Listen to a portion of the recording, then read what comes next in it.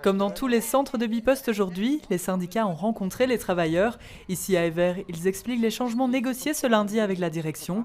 Mais dans les 3 centres de tri bruxellois, tous à l'arrêt, c'est un non face à la proposition. Les réactions sur Bruxelles sont très négatives, si je peux dire, parce que concrètement, il faut savoir que le Good Move a un impact sur le stress et sur la faisabilité des services. Mais ici, on est dans des propositions nationales et donc concrètement, l'entreprise ne répond pas aux attentes bruxelloises qui veulent qu'un facteur qui sort en distribution aux alentours de 9h45, ça devient très compliqué.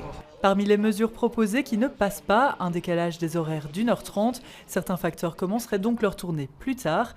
Mais pour les travailleurs bruxellois, les réalités de la circulation de la capitale ne sont pas prises en compte. Par exemple, j'ai une rue commerçante, si j'arrive pas avant 11h sur place, moi c'est fini, je n'ai plus de place pour me garer, il y a beaucoup de zones rouges à Bruxelles, je ne vois pas comment je vais pouvoir faire mon courrier, livrer des paquets de 30 kilos où je vais devoir me garer sur 2-3 rues adjacentes pour pouvoir les tirer ensuite jusqu'au commerce, c'est assez compliqué.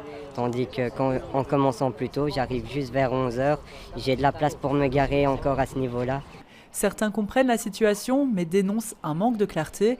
L'accord prévoit une fin de journée vers 17h, une imprécision importante, surtout pour ceux qui travaillent en périphérie de Bruxelles. On demande ici aux agents de pouvoir s'organiser pour travailler à partir de septembre avec les 1h45 de décalement. Mais derrière ça, il y a des vies privées, donc les gens doivent pouvoir trouver des solutions, soit pour les garderies, soit pour ceux qui s'occupent de parents malades, et c'est très compliqué en 4 mois. Depuis le début de la grève, il y a 3 semaines, près de 70 000 colis se sont accumulés et attendent toujours d'être livrés à Bruxelles. De son côté, la direction de Bipost n'a pas souhaité s'exprimer.